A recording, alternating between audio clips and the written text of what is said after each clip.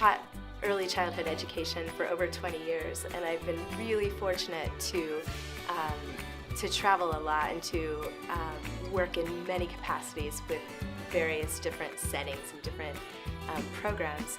And I really wanted to integrate all of the different things that I've gotten from those experiences.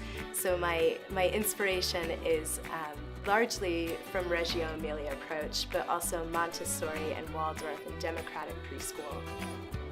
I feel like Reggio, Waldorf, and Montessori are almost like three leaves on the same plant. They were born very much at the same time period, post-World War II, to create a culture of peace and innovation.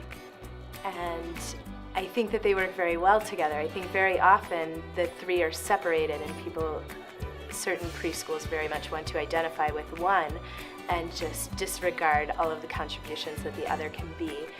I took a long time researching which preschool to choose. I went and I visited lots of different schools, and I wanted to see,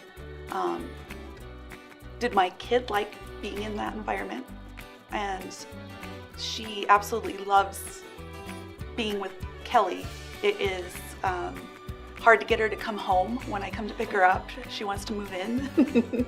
In the whole child approach, I endeavor to integrate the intellectual, the practical, and the creative aspects of development for each child.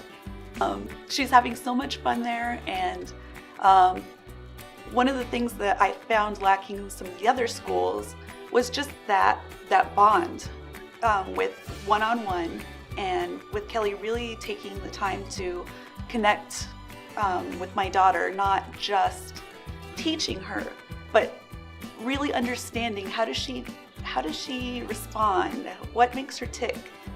I feel that the first 5 years are crucial in every way as far as the development of the human being.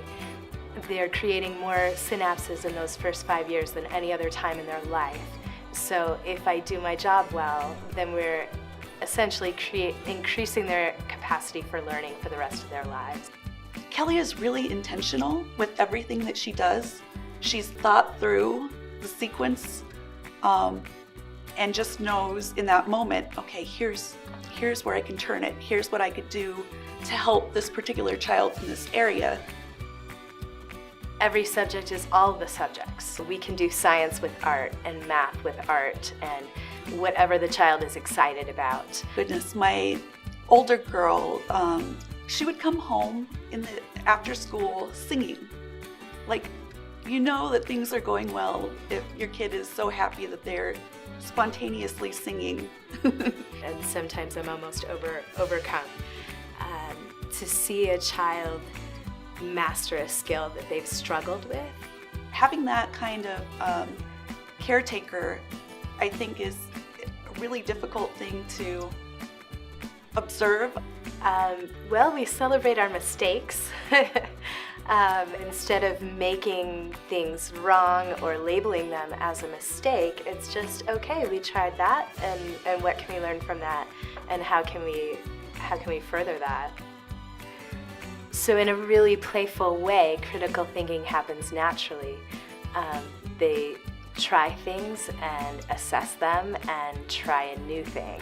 That's how they become the leaders and the ones that create new things. She was definitely ready for entering into kindergarten, where she wouldn't have been without this experience. No matter how crude their skills might be at this age, every development is celebrated and acknowledged. I can't say enough about how well Kelly listens to each individual child, and how she just really cares about what she's doing. And the kids can feel that.